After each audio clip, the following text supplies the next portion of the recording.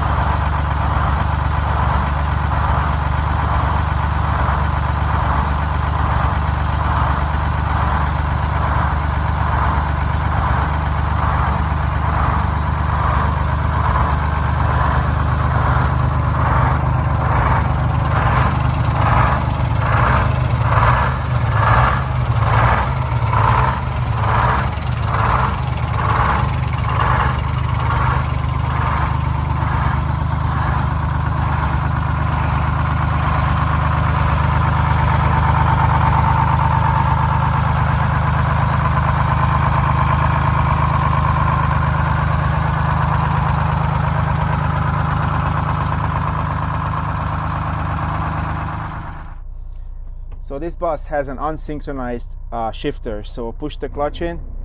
We wait until count all the gears. Now it's in first gear. So the only reason we have the first gear is just to make the whole mass into a motion. So once the whole thing is actually started to move, now we're gonna double clutch and then put it into second gear, and now we can accelerate. And off we go.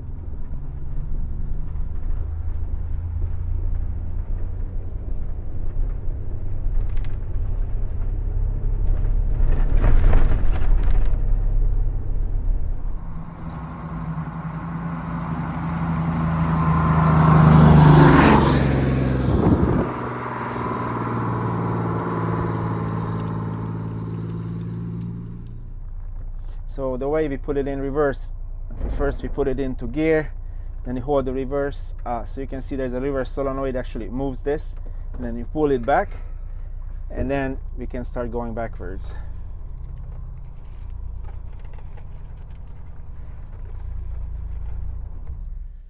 The most important part after we're done playing with these things is to let the air, open up the air tank valve to let the water out. Whatever the compressor was pushing in it, the moisture, here's the valve, and then we're gonna open it up and it spits it out. And that's it. Now we're done. Thank you for joining me on my afternoon playtime here. And thank you for watching. Bye.